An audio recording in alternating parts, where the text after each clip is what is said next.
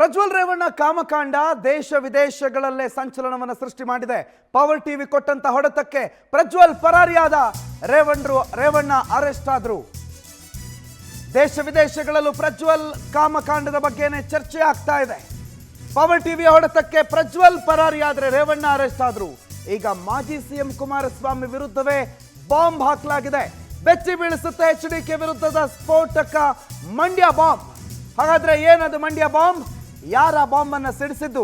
ಮಾತಾಡಿದ್ದು ಕುಮಾರಸ್ವಾಮಿ ಅವರ ವಿರುದ್ಧ. ಏನನ್ನಿದ್ದಾರೆ ಮಂಡ್ಯದ ಆ ಜನನಾಯಕ? ಮಾಜಿ ಸಿಎಂ ಎಚ್.ಡಿ. ಕುಮಾರಸ್ವಾಮಿ ಅವರ ಪರವಾಗಿ, ಅವರ ವಿರುದ್ಧವಾಗಿ ಏನು ಮಾತನಾಡಿದ್ದಾರೆ, ಯಾರು ಮಾತನಾಡಿದ್ದಾರೆ ಅನ್ನುವಂಥದ್ದನ್ನು ನಿಮ್ಮ ಮುಂದಿಡ್ತೀನಿ. ಈಗಾಗಲೇ ರೇವಣ್ಣಂಗೊಂದು ಗತಿ ಬಂದಿದೆ. ಮುಂದಿನ ದಿನಗಳಲ್ಲಿ ಅದೇ ಗತಿ ಕುಮಾರಣ್ಣಂಗೂ ಬರುತ್ತೆ. ಕುಮಾರಸ್ವಾಮಿಗೆ ಎರಡು ನಾಲಿಗೆ. ಈ ರೀತಿಯಲ್ಲಿ ವಾಗ್ಯುದ್ಧವನ್ನ ಮಾಡಿದ್ದಾರೆ ಮಂಡ್ಯದ ಜನಪ್ರತಿನಿಧಿ. ಕುಮಾರಸ್ವಾಮಿಗೆ ಎರಡು ನಾಲಿಗೆ ಅನ್ನೋದು ಸಾಬೀತಾಗಿದೆ. ಕುಮಾರಸ್ವಾಮಿಯೂ ಕೂಡ ಜೈಲಿಗೆ ಹೋಗೋ ಕಾಲ ಹತ್ತಿರ ಬಂದಿದೆ. ಕುಮಾರಸ್ವಾಮಿ ಏನು ಸಾಚ ಅಲ್ಲ. ಮುಂದಿನ ದಿನಗಳಲ್ಲಿ ದೂರುಗಳ ದಾಖಲಾಗುತ್ತೆ. ಕುಮಾರಸ್ವಾಮಿ ವಿರುದ್ಧವೂ ಮಹಿಳೆಯರು ದೂರು ಕೊಡ್ತಾರೆ ಅಂತ ಸ್ಫೋಟಕ ಹೇಳಿಕೆಯನ್ನ ಕೊಟ್ಟಿದ್ದಾರೆ. ಕಾಂಗ್ರೆಸ್ ಒಂದು ಜನನಾಯಕ ಎಚ್.ಡಿ.ಕೆ ವಿರುದ್ಧ ದೌರ್ಜನ್ಯಕ್ಕೊಳಗಾದಂತ ಮಹಿಳೆಯರಿದ್ದಾರಂತೆ. ಅವರು ಬಂದು ಕುಮಾರಸ್ವಾಮಿ ಅವರ ವಿರುದ್ಧ ಕೂಡ ದೂರು ಕೊಡ್ತಾರೆ ಅಂತೆ. ಪ್ರಜ್ವಲ್ ರೇವಣ್ಣ ವಿರುದ್ಧ ಹೇಗೀಗ ಜನ ಬಂದು ದೂರು ಕೊಟ್ಟಿದ್ದಾರೆ, ಎಚ್.ಡಿ. ರೇವಣ್ಣ ಅವರು ಅದೇ ದೂರಿನ ಅನ್ವಯವಾಗಿ ಈಗಾಗಲೇ ಜೈಲು ಸೇರಿದ್ದಾರೆ. ಹಾಗೆ ಕುಮಾರಸ್ವಾಮಿ ಅವರಿಗೂ ಅದೇ ಪರಿಸ್ಥಿತಿ ಎದುರಾಗುತ್ತೆ. ಇಷ್ಟು ದಿನ ಯಾರು ಬಂದು ದೂರು ಕೊಡೋದಕ್ಕೆ ಧೈರ್ಯ ಮಾಡಿರಲಿಲ್ಲ. ಕುಮಾರಸ್ವಾಮಿಯೂ ಕೂಡ ಲೈಂಗಿಕ ದೌರ್ಜನ್ಯ ಮಾಡಿರೋದ್ರ ಬಗ್ಗೆ ನಾವು ಕೇಳಿದ್ದೀವಿ ಅನ್ನೋ ಬಾಂಬ್ ಹಾಕಿದ್ದಾರೆ. ಅವರ ಆಪ್ತರು ಹಲವು ಬಾರಿ ಹೇಳಿದ್ದಾರೆ ಕುಮಾರಸ್ವಾಮಿ ಏನು ಸಾಚ ಅಲ್ಲ ಅಂತ. ಪೆನ್ ಡ್ರೈವ್ ಕೇಸ್ ಬಳಿಕ ಎಚ್.ಡಿ.ಕೆ ವಿರುದ್ಧವೂ ದೂರು ಕೊಡೋದಕ್ಕೆ ಧೈರ್ಯ ಬಂದಿದೆ. ಸಂತ್ರಸ್ತೆಯರು ದೂರು ಕೊಟ್ರೆ ಎಚ್.ಡಿ.ಕೆ ವಿರುದ್ಧವೂ ಸರ್ಕಾರ ಕ್ರಮ ಕೈಗೊಳ್ಳುತ್ತೆ, ತನಿಖೆ ಮಾಡುತ್ತೆ ಅನ್ನುವ ಬಾಂಬ್ ಬಿಟ್ಟಿದ್ದಾರೆ. ಇವೆಲ್ಲ ಒಂದು ಹೇಳಿಕೆ ಆದರೆ ಇನ್ನೊಂದು ಮಾತನ್ನು ಕೂಡ ಅದೇ ಜನನಾಯಕ ಹೇಳಿದ್ದಾರೆ. ಮಗಳ ವಯಸ್ಸಿನವಳನ್ನ ಪುಸಲಾಯಿಸಿಕೊಂಡು ರೋಡಲ್ಲಿ ಬಿಟ್ಟಿದ್ದಾರೆ. ಆಕೆಗೊಂದು ಮಗಳನ್ನ ಹುಟ್ಟಿಸಿ ಆಕೆಯನ್ನ ರೋಡ್ ಮೇಲೆ ಬಿಟ್ಟು ಹೋಗಿದ್ದಾರೆ ಕುಮಾರಸ್ವಾಮಿ ಅನ್ನುವ ಮಾತನ್ನ ಇದೇ ಜನನಾಯಕ ಮಾತನಾಡಿದ್ದಾರೆ. ಕುಮಾರಸ್ವಾಮಿ ಒಂದು ಮಗಳನ್ನು ಹುಟ್ಟಿಸಿ ರೋಡ್ನಲ್ಲಿ ಬಿಟ್ಟು ಬಂದಿದ್ದಾರೆ. ಸಿಎಂ ಆಗಿದ್ದಾಗ ಕುಮಾರಸ್ವಾಮಿ ಇಂಥ ನೀಚ ಕೆಲಸ ಮಾಡಿದ್ದಾರೆ. ಸಿಎಂ ಆಗಿದ್ದವರವರು ಅವರಿಂಥ ಕೆಲಸಗಳನ್ನು ಮಾಡಿದ್ದಾರೆ. ಜೀವನದುದ್ದಕ್ಕೂ ಬ್ಲ್ಯಾಕ್ ಮೇಲು ಅಪಪ್ರಚಾರ ಮಾಡಿಕೊಂಡೇ ಬಂದಿದ್ದಾರೆ. ಬೇರೆಯವರನ್ನ ಮುಳುಗಿಸಿದ್ದೆ ಮಾಜಿ ಸಿಎಂ ಕುಮಾರಸ್ವಾಮಿ ಅವರ ಸಾಧನೆ. ಸ್ವಂತಕ್ಕೆ ಬೇಕಾಗಿರೋದನ್ನು ಮಾತ್ರ ಕುಮಾರಸ್ವಾಮಿ ಮಾಡ್ತಿದ್ದಾರೆ. ಜೆಡಿಎಸ್ನ ಕಾರ್ಯಕರ್ತರು ಇನ್ನಾದರೂ ಎಚ್ಚೆತ್ತುಕೊಳ್ಳಿ, ನೀವೆಲ್ಲ ಅಂಧಾಭಿಮಾನದಲ್ಲಿ ಮುಳುಗಿದ್ದೀರಿ ಅನ್ನೋ ಮಾತುಗಳನ್ನಾಡಿದ್ದಾರೆ. ಹಾಗಾದ್ರೆ ಯಾರು ಈ ಎಲ್ಲ ಮಾತುಗಳನ್ನಾಡಿರೋದು?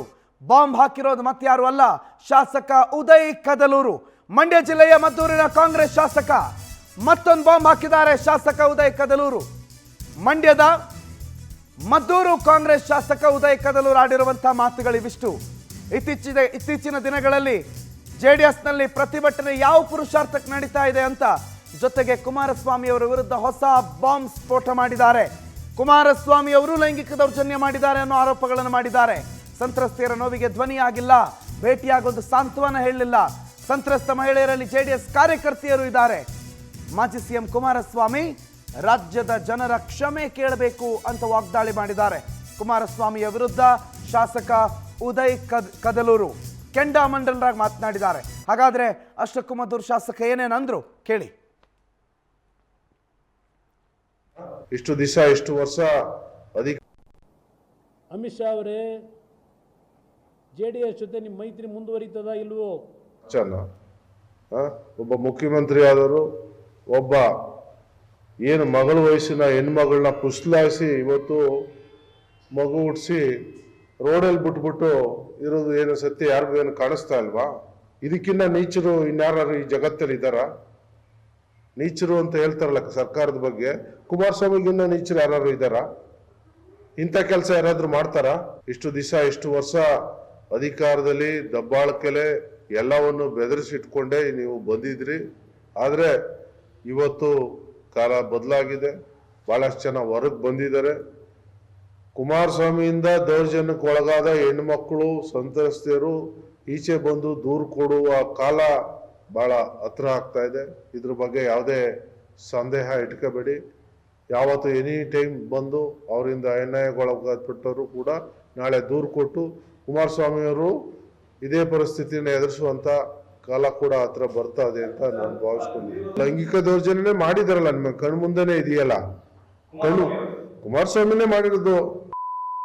ಏನು ಈಗ ಅವ್ರೇನ್ ಸ್ವಂತ ಹೆಂಡತಿ ಅಂತ ಟ್ರೀಟ್ ಮಾಡ್ತಾರ? ದೌರ್ಜನ್ಯ ಅಂತಾನೆ ಅದು.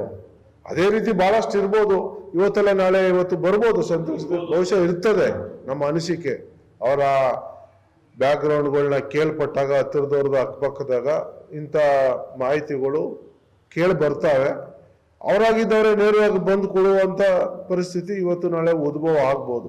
ಕುಮಾರಸ್ವಾಮಿ ರೂಪೇಶ್ ಬಗ್ಗೆ ಹೆಚ್ಚಿನ ಮಾಹಿತಿ ಕೊಡ್ತಾರೆ. ರೂಪೇಶ್, ಮಧುರ್ನ ಶಾಸಕರಾಡಿರುವಂತಹ ಮಾತು ಏನೇನು ಮಾತುಗಳನ್ನ ಆಡಿದ್ರು, ಏನೇನು ಪ್ರಮುಖ ಅಂಶಗಳು ಅವರ ಮಾತಿನಲ್ಲಿದೆ?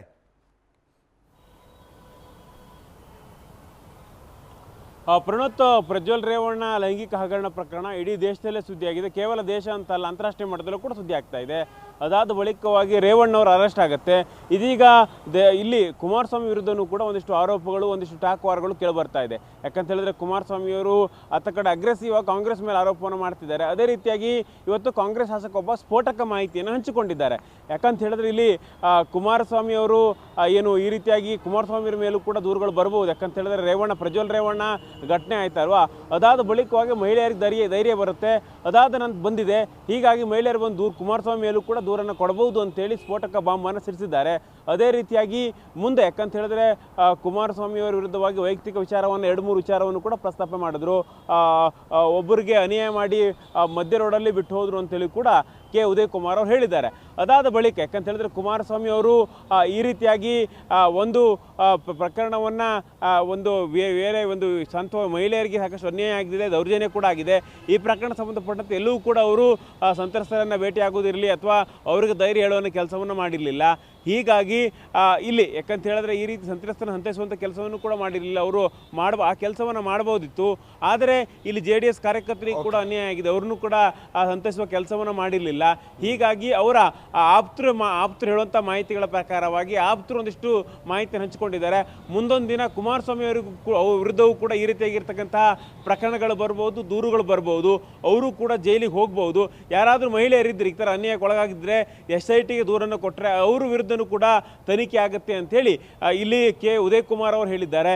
ಈ ಮೂಲಕವಾಗಿ ಕುಮಾರಸ್ವಾಮಿ ವಿರುದ್ಧನೂ ಕೂಡ ಒಂದಿಷ್ಟು ಹೊಸ ಬಾಂಬನ್ನು, ಯಾಕಂತ ಹೇಳಿದ್ರೆ ಅವರೊಂದಿಷ್ಟು ವಿಚಾರ ಆಪ್ತರು ಹೇಳ್ತಾ ಇದ್ದಾರೆ, ಆಪ್ತರು ಡಿಸ್ಕಸ್ ಮಾಡ್ತಾರೆ. ಈ ರೀತಿಯಾಗಿರ್ತಕ್ಕಂಥ ವಿಚಾರಗಳು ಹಮ್ಮಿಕೊಂಡಾಗ ಕುಮಾರಸ್ವಾಮಿ ವಿರುದ್ಧವೂ ಕೂಡ ಈ ರೀತಿಯಾಗಿ ದೂರನ್ನ ಕೆ ಉದಯ್ ಕುಮಾರ್ ಅವರು ಮಾಡ್ತಿದ್ದಾರೆ.